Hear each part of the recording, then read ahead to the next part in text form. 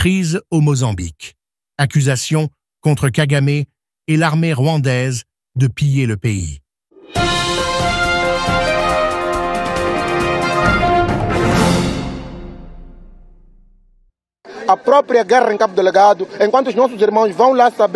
La guerre elle-même est confiée sur le terrain à des délégations, tandis que nos frères sont envoyés là-bas sans savoir pourquoi ils se battent.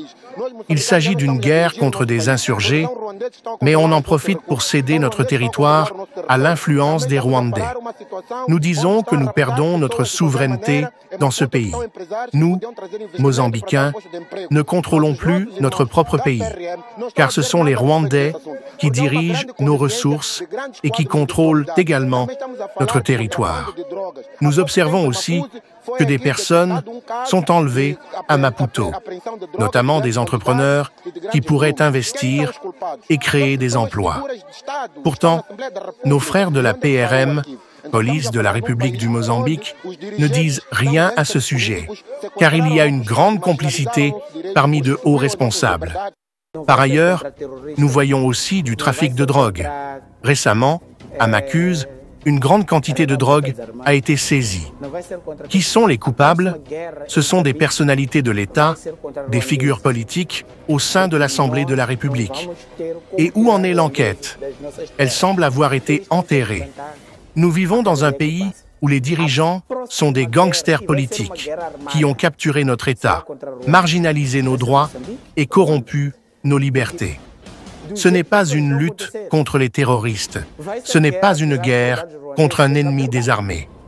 Mais alors, contre qui sera la prochaine guerre au Mozambique? La prochaine guerre sera contre les Rwandais, car nous n'aurons pas d'autre choix que de les chasser de nos terres. Ils s'installent un peu plus chaque jour, et cette guerre pourrait devenir une guerre armée entre le Mozambique et le Rwanda. Avec les événements actuels, il est évident que nous serons forcés de retirer les soldats rwandais de Cabo Delgado. Cependant, ils ne le feront pas pacifiquement, et j'ai de sérieux doutes qu'ils acceptent de se retirer sans résistance. Alors que le rôle de l'armée rwandaise en Afrique suscite de plus en plus de critiques, les actions militaires de Kagame plongent le Mozambique dans une situation complexe et explosive. Derrière la lutte contre les insurgés, les Mozambicains voient leurs terres et leurs ressources progressivement prises en main par les forces rwandaises, mettant en péril la souveraineté nationale. Cette présence, initialement pour sécuriser le territoire, est perçue comme une occupation déguisée, alimentant le ressentiment et la crainte d'une perte de contrôle. Les accusations d'enlèvement à Maputo et les affaires de trafic de drogue où de hauts responsables seraient impliqués soulignent un climat de corruption et de complicité à l'intérieur même de l'État. Face à ces enjeux, l'inquiétude monte. Le Mozambique pourrait se diriger vers un conflit armé contre les forces rwandaises, déterminé à retrouver l'indépendance de ses terres et à repousser ceux qui, selon lui, usurpent ses richesses. Dans un contexte où les relations internationales africaines sont de plus en plus surveillées, les actions du président Paul Kagame et de son armée, les forces de défense du Rwanda, ont attiré l'attention pour des raisons inquiétantes. Ces derniers mois, l'Organisation des Nations Unies a fait des révélations glaçantes sur des abus perpétrés par les soldats rwandais en République centrafricaine.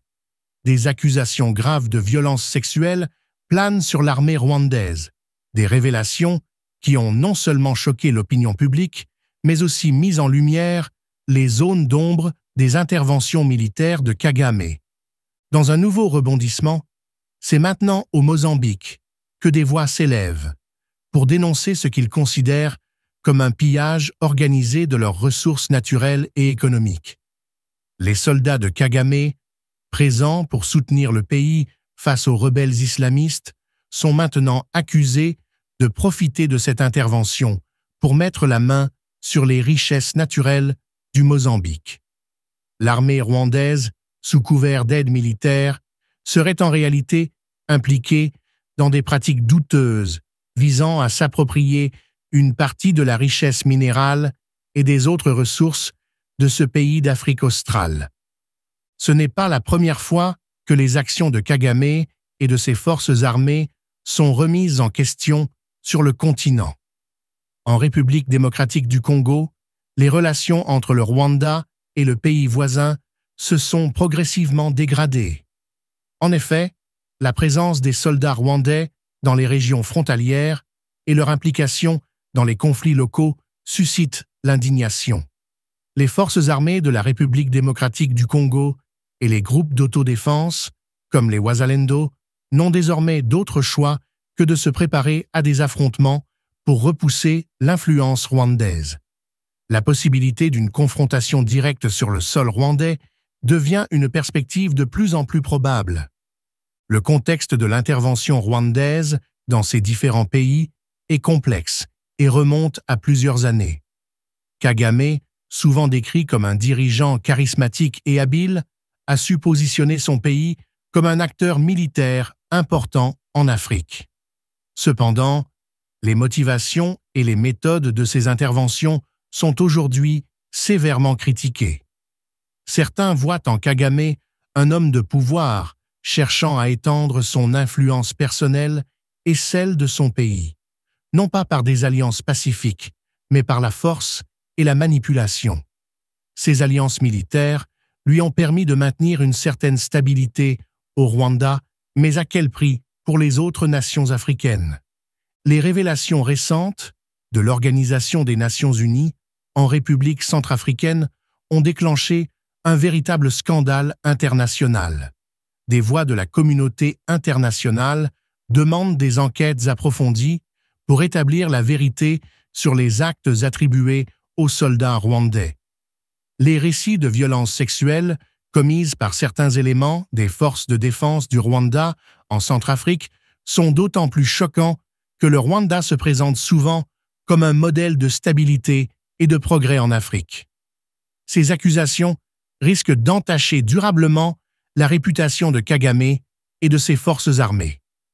Dans ce contexte, le Mozambique semble maintenant être le dernier chapitre de ce qu'on pourrait qualifier de quête d'expansion de Kagame.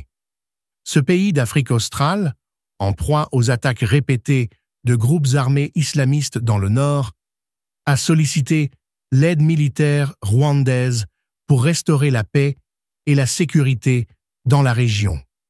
Si, dans un premier temps, l'intervention rwandaise a été saluée pour son efficacité à contenir les rebelles, des soupçons commencent aujourd'hui à peser sur les véritables intentions du Rwanda. De nombreuses personnalités locales dénoncent une exploitation systématique des ressources du Mozambique, notamment dans les zones où les troupes rwandaises sont stationnées. Les critiques à l'égard de Kagame ne cessent de croître, non seulement en Afrique, mais aussi sur la scène internationale. Des observateurs avertis commencent à exprimer leurs inquiétudes quant aux répercussions potentielles de ces actions sur la stabilité régionale. En République démocratique du Congo, les tensions atteignent un point de non-retour. Le gouvernement congolais a renforcé la présence de ses troupes le long de la frontière avec le Rwanda et multiplié les appels à la vigilance pour défendre son territoire contre toute incursion rwandaise. Les groupes d'autodéfense, en particulier les Wazalendo, s'organisent pour faire face à ce qu'ils considèrent comme une menace directe à leur souveraineté. Si une confrontation directe devait éclater, les conséquences seraient catastrophiques, non seulement pour le Rwanda, mais aussi pour l'ensemble de la région des Grands Lacs. Une guerre ouverte impliquerait probablement d'autres pays voisins, risquant de plonger toute la région dans un conflit prolongé aux effets dévastateurs. Kagame prend donc un risque considérable en poursuivant cette politique d'expansion militaire. Bien que son régime ait toujours su jouer habilement avec les alliances et les stratégies militaires, il n'est pas certain que cette politique puisse perdurer sans provoquer une réaction violente des pays affectés. Dans cette série d'aventures militaires, Kagame semble avoir misé sur sa réputation de stratège et de diplomate pour éviter toute critique directe. Cependant, à mesure que les voix s'élèvent pour dénoncer les abus et les pillages commis par son armée, cette image s'érode rapidement. La communauté internationale, autrefois favorable à son leadership, commence à questionner les véritables intentions du président rwandais. Le soutien militaire qu'il offre à divers pays africains paraît de plus en plus teinté de motifs de domination et d'enrichissement aux dépens de ces mêmes nations. À long terme, Kagame pourrait être contraint de réévaluer sa stratégie. Les critiques grandissantes à l'intérieur et à l'extérieur de son pays pourraient le forcer à modérer ses ambitions et à opter pour une approche plus diplomatique. La stabilité de la région des Grands Lacs repose sur des équilibres fragiles, et tout acte perçu comme une agression peut rapidement déstabiliser cette paix précaire. L'impact de ces interventions militaires sur la population rwandaise elle-même reste une question souvent occultée. Le Rwanda, bien que relativement stable, est un pays aux ressources limitées, et le financement de telles opérations militaires est un fardeau lourd pour l'économie nationale. Les fonds consacrés à ces campagnes à l'étranger pourraient être réorientés vers des projets de développement au bénéfice des citoyens rwandais, qui sont eux-mêmes confrontés à des défis socio-économiques importants. Au final, les aventures militaires de Kagame en Afrique pourraient ne pas finir comme il l'espérait. Tandis que les accusations se multiplient, de nombreux observateurs anticipent une fin inévitable pour cette stratégie expansionniste. Kagame risque de se retrouver isolé diplomatiquement, voire confronté à des sanctions internationales si les abus attribués à son armée ne sont pas fermement condamnés et punis. Les voix d'opposition, tant au sein de la société civile africaine que dans les organisations internationales, s'unissent pour dénoncer les abus et réclamer justice pour les victimes des actions rwandaises. Dans un monde de plus en plus connecté et informé, il est de plus en plus difficile de dissimuler ou de justifier des abus de pouvoir. Kagame devra faire face aux conséquences de ses actes et pourrait être contraint de changer radicalement sa stratégie pour éviter une crise encore plus profonde. Les pays africains, quant à eux, continuent de surveiller avec une grande attention chaque mouvement de l'armée rwandaise. Ce qui semble être des interventions militaires dans l'intérêt des nations pourrait bien se révéler être la poursuite d'un agenda personnel au détriment de la paix et de la sécurité du continent africain.